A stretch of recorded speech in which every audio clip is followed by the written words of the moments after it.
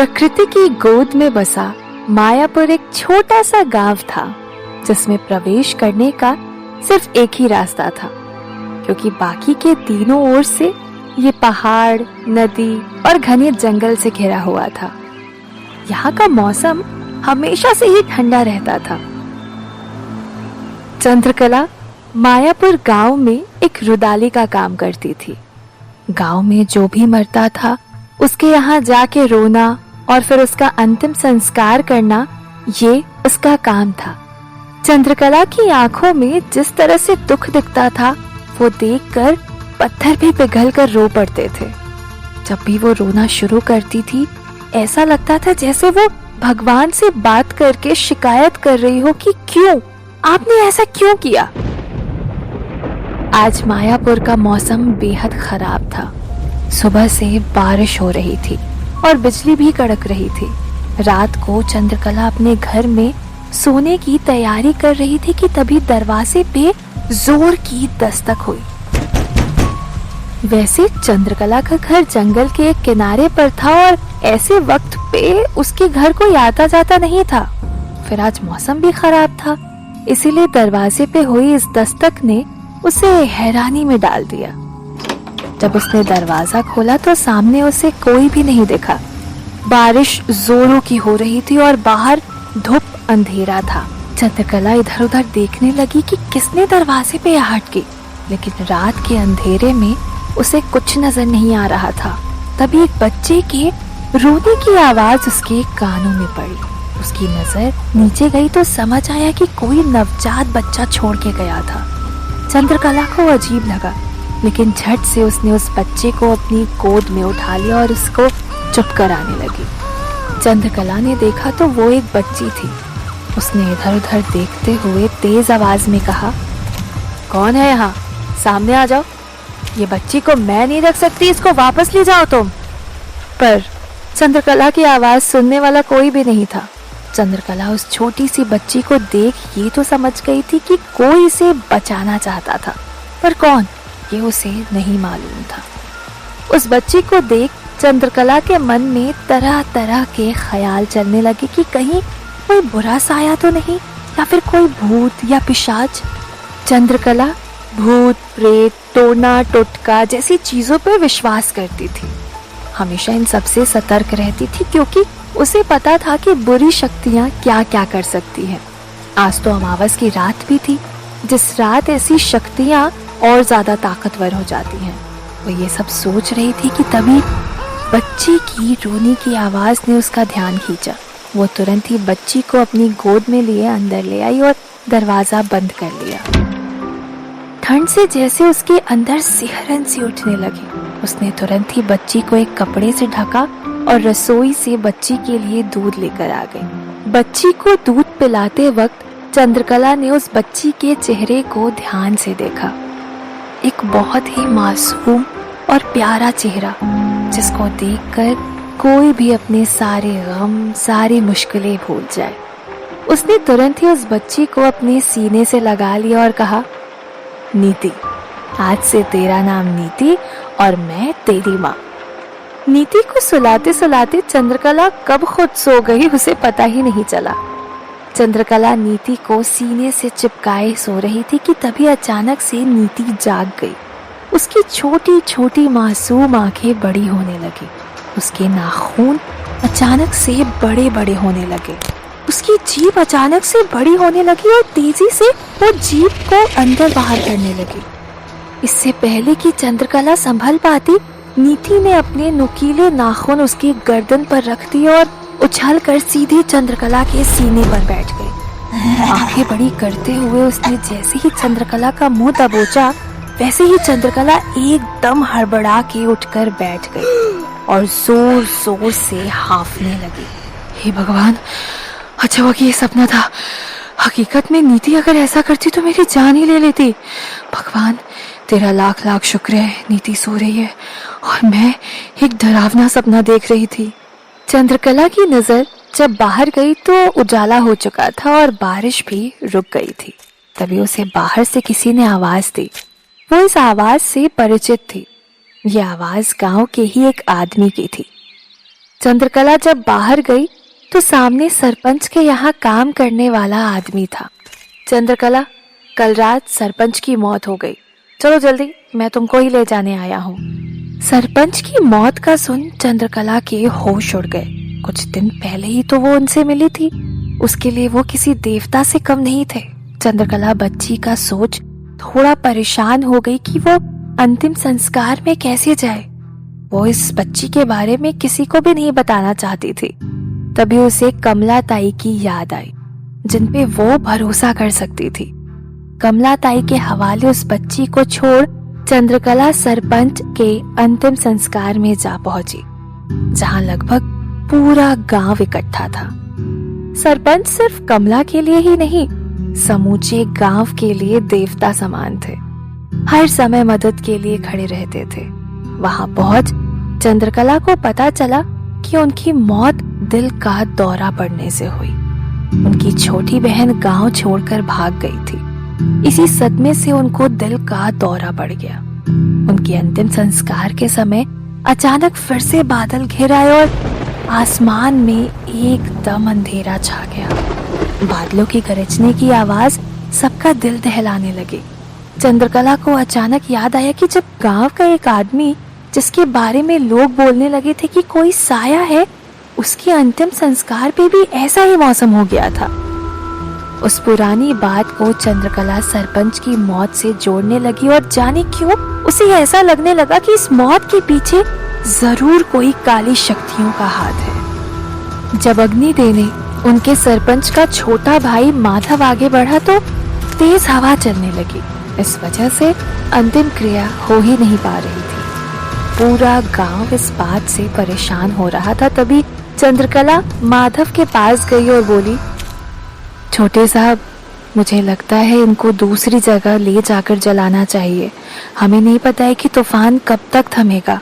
इससे पहले कि कुछ और बुरा हो, हमें और देरी नहीं करनी चाहिए। चंद्रकला की बात सुन के माधव लाश को मायापुर से 30 किलोमीटर दूर एक गांव ले जाकर उनका अंतिम संस्कार किया। चंद्रकला जब वापस घर पर आई तो देखा कि नीति अपने झूले से जमीन पर गिरी हुई थी। उसने देखा कमला ताई वहीं पास में सो रही थी। वो भाग के नीति के पास गई और कहा, भगवान, मेरी बच्ची ठीक हो, उसे कहीं कुछ हुआ तो नहीं। उसकी आवाज सुन कमला ताई की भी आंख खुल गई। कमला ताई ये देखकर हैरान थी कि नीति नीचे जमीन पर गिरी हुई थी। उसने अभी थोड़े वक्त पहले ही उसे झूले में डाला था। हालांकि ये बात भी चौंकाने वाली थी कि झूले से गिरने के बाद भी नीति को कोई चोट नहीं आई थी। तो कमला ताई बोली, मुझे माफ कर दे चंद्रकला, पता नहीं कब मेरी आंख लग गई। भगवान का शुक्र है कि नीति बिल्कुल ठीक है। चंद्रकला ने हामी भरी और कहा, आप बिल्कुल सही कह रही हैं, बच्चे तो भगवान का ही रूप होते हैं। पर चंद्रकला मन ही मन डर गई थी कि बच्चा सही सलामत होना अलग बात है और चोट ना लगना एक अलग बात है। कमला ताई के जाने के बाद चंद्रकला ने तुरंत ही नीति की नजर उतारी। वो नीति को हर एक खतरे से बचाना चाहती थी। उस रात चंद्रकला ने नीति के लिए पूरी रात मृत्युंजय मंत्र का जाप किया ताकि कोई भी बुरी शक्ति नीति के आसपास भी ना आ पाए। नीति अब पूरी 12 साल की हो गई थी। नीति के लिए अपना स्कूल और उसका घर यही उसकी दुनिया थी। वो चंद्रकला के साथ बहुत सारी बातें करती, घर के काम में मदद करती। जब चंद्रकला बहुत थक जाती तब नीति उसके पैर भी दबा देती। चंद्रकला और नीति अब एक दूसरे की दुनिया बन चुकी थी। पर चंद्रकला को हमेशा ही नीति के लिए डर बना रहता था। वो हमेशा कोशिश करती थी कि नीति को कोई चोट ना आए। उसका मानना था कि जो घाव दिखते नहीं, जरूरी नहीं है कि वो होते भी नहीं है। सरपंच की मौत के बाद गांव वालों ने उनके छोटे भाई माधव को सरपंच बना दिया था। आज 12 सालों बाद चंद्रकला को फिर से उस घर में बुलाया गया था। इस बार मरने वाली घर की सबसे छोटी बेटी थी। चंद्रकला को लेने 4 लोग आए थे और जब चंद्रकला घर से निकली तो उसने नीति से कहा, कुछ भी हो जाए नीति, तुमको ये दरवाजा नहीं खोलना जब तक मैं वापस नहीं आ जाती। मानो चंद्रकला को किसी खतरे का आभास हो गया हो। नीति ने हाँ में सिर हिलाया और कहा, कुछ हुआ है क्या माँ? चंद्रकला ने सोचते हुए कहा, अभी कुछ हुआ तो नहीं है, पर पता नहीं, कुछ भी हो सकता है। चंद्रकला जब वहां पहुंची तो देखा कि माधव पूरी तरह से टूट चुके थे। उनकी इकलौती बेटी अदिति मर चुकी थी। उसके गले पे फांसी के फंदे का निशान साफ दिख रहा था। माधव रामनाथ के जैसा सरपंच नहीं था। माधव घमंडी था और मौका परस्त भी, जो अपने स्वार्थ के लिए किसी का गला भी काट सकता था। गांव वाले इसे पसंद नहीं करते थे, लेकिन उसका खौफ इतना था कि ये बोलने की हिम्मत किसी में नहीं थी। माधव अपनी बेटी से जान से ज्यादा प्यार करता था। उसकी अचानक मौत ने जैसे माधव को तोड़ सा दिया था। चंद्रकला जब वहां पहुंची तो उसे अंतिम संस्कार की क्रिया आगे बढ़ाने को कहा गया, लेकिन चंद्रकला के मन में एक अजीब सा डर था। उसने अदिति की माँ के पास जाकर उनको समझाते हुए कहा, ये कुंवारी मरी है, आपको तो इसे सुहागिन की तरह सजाना होगा, फिर आप इसका क्रियाक्रम कर सकते हैं। चंद्रकला की ये बात सुन सभी दंग रह गए थे।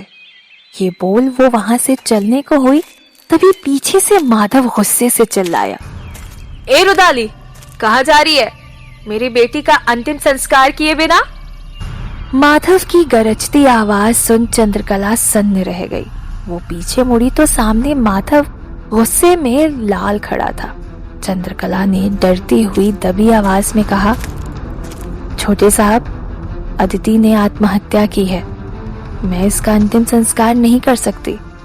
मैं आपकी बहुत इज्जत करती हूँ, इसीलिए मैंने क्रियाक्रम की विधि बताई, नहीं तो जिस घर में आत्महत्या हो वहां मैं जाती तक नहीं हूँ। ये सुन माधव गुस्से से पागल हो गया था और उसे घसीट के अदिति की लाश के पास ले गया और फिर धक्का देके गिराते हुए बोला, चुपचाप विधि शुरू कर, वरना जानती तो है ही मुझे, यहाँ से जिंदा नहीं जा पाएगी तू। चंद्रकला ने डरते हुए माधव के पैर पकड़ लिए और गिड़गिड़ाते हुए कहा, ऐसा अनर्थ मत कीजिए छोटे साहब, सब कुछ खत्म हो जाएगा। अगर आज अदिति बिटिया का अंतिम संस्कार हम कर देंगे तो इस गांव में सब कुछ तबाह हो जाएगा। आप, मैं और पूरा मायापुर, कोई नहीं बचेगा यहाँ। सबके बारे में एक बार सोचिए छोटे साहब। चंद्रकला की आंखों में डर साफ दिखाई दे रहा था, पर उसके अलावा किसी और की हिम्मत नहीं हो रही थी कि माधव से कोई कुछ कहे। तभी गांव के सबसे बूढ़े चाचा माधव के पास आए और उसे समझाते हुए कहा, माधव बेटा, अगर चंद्रकला कह रही है तो मतलब जरूर अनहोनी हो सकती है, इसकी बात मान लो, अदिति बिटिया को लेकर चलते हैं कहीं और।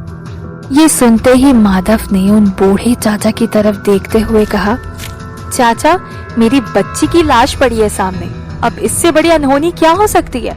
आप कृपा करके बीच में मत आइए, नहीं तो मैं गुस्से में जाने क्या कर बैठूंगा, खुद मुझे भी नहीं पता है। ये सुन अब बाकी गांव वाले भी डर गए थे कि कहीं गुस्से में आकर माधव किसी की जान ना ले ले। चंद्रकला ने डरते डरते विधि शुरू कर दी। उसने अदिति को लाल जोड़े में तैयार कर दिया और उसकी अंतिम यात्रा के लिए गांव वाले निकल पड़े। माधव के कुछ आदमी चंद्रकला के पीछे पीछे चल रहे थे। माधव को पता था कि चंद्रकला आसानी से नहीं मानेगी, इसीलिए उसने अपने कुछ लोगों को चंद्रकला के घर भी भेज दिया था, जो चंद्रकला के घर का दरवाजा जोर जोर से पीट रहे थे। लेकिन नीति अपनी माँ की बात मानते हुए दरवाजा नहीं खोल रही थी। तभी उनमें से एक ने बोला, ये लड़की ऐसे नहीं दरवाजा खोलेगी, तोड़ देते हैं और बाल पकड़ के खींचते हुए ले चलते हैं इसको। ये बोल वो दरवाजा तोड़ने में लग गया। कुछ ही धक्कों में दरवाजा टूट गया, लेकिन अंदर कोई नहीं था। सब घर में इधर उधर खोजने लगे, लेकिन नीति कहीं नहीं दिखी।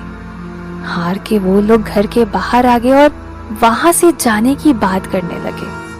को वहां से निकलता देख नीति, जिसने खुद को एक संदूक में बंद कर रखा था, बाहर निकल गई। लेकिन उसे अंदाजा नहीं था कि वो लोग बस बाहर जाने का नाटक कर रहे थे ताकि नीति बाहर निकल आए। नीति जैसे ही संदूक से बाहर आई, सभी बड़ी तेजी से घर के अंदर घुस आए और नीति को पकड़ लिया।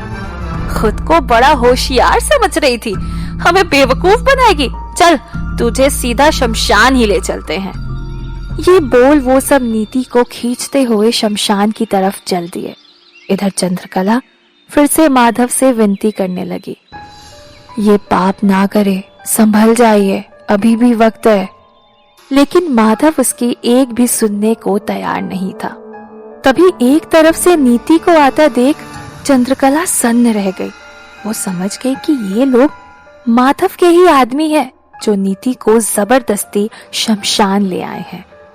उन लोगों ने नीति को माधव के हवाले कर दिया। माधव नीति को खींचते हुए चंद्रकला के सामने लाकर ऐंठ में बोला, अगर तूने अभी क्रियाकर्म शुरू नहीं किया तो तेरी बेटी का क्रियाकर्म मैं कर दूंगा। चंद्रकला के पास अब और कोई रास्ता नहीं था, वो मजबूर हो चुकी थी। उसने अभी मंत्रों का जाप शुरू कर दिया, लेकिन तभी आसमान में काले बादल छाने लगे, जैसे कोई बहुत बड़ी अनहोनी होने वाली हो। तभी अचानक नीति भी जोर जोर से चीखने लगी। उसके शरीर से खून बहने लगा। आज तक जितनी भी चोट उसे लगी हुई थी, सबके घाव खुलने शुरू हो गए थे। वो पूरी तरह से खून में लाल हो गई। ये देख गांव वाले भी डर गए। चंद्रकला भी नीति का ये रूप देख सहम गई, जैसे उसके शरीर का सारा खून सूख गया हो। वो बड़ी तेजी से नीति की तरफ बढ़ी, लेकिन जैसे ही वो नीति के करीब पहुंची, नीति ने उसे एक जोर का धक्का मारा, जिससे वो कुछ दूर जा गिरी। नीति के अंदर इतनी शक्ति देख सभी हैरान रह गए। चंद्रकला समझ गई कि नीति पे जरूर कोई काली शक्ति का असर हो रहा है। नीति भी नहीं समझ पा रही थी कि ये उसके साथ क्या हो रहा था। वो भी डर के मारे इधर उधर भागने लगी। तभी उसका पैर लड़खड़ा गया और वो अदिति के लाश के ऊपर जा गिरी। अदिति की लाश को छूते ही नीति तुरंत बेहोश हो गई। ये देख वहां मौजूद सभी गांव वालों में भगदड़ मच गई। दहशत में लोग वहां से भाग निकले। नीति का खून से लथपथ शरीर देख माधव भी सन्न रह गया। वो भी वहां से भाग गया। चंद्रकला भाग के नीति के पास पहुंची और उसको होश में लाने की कोशिश करने लगी, लेकिन नीति में जैसे जान ही नहीं बची थी। आसमान में बादल घिराए थे और बिजली कड़कने लगी थी। तभी बिजली की चमक अदिति के लाश पे आ गिरी और लाश धू धू कर जलने लगी। ये देख चंद्रकला के होश उड़ गए। उसे समझ आ गया कि किसी काली शक्तियों का ये काम है। वो नीति को उठाकर किसी तरह भागते हुए घर आ गए, लेकिन नीति को अभी तक होश नहीं आया था।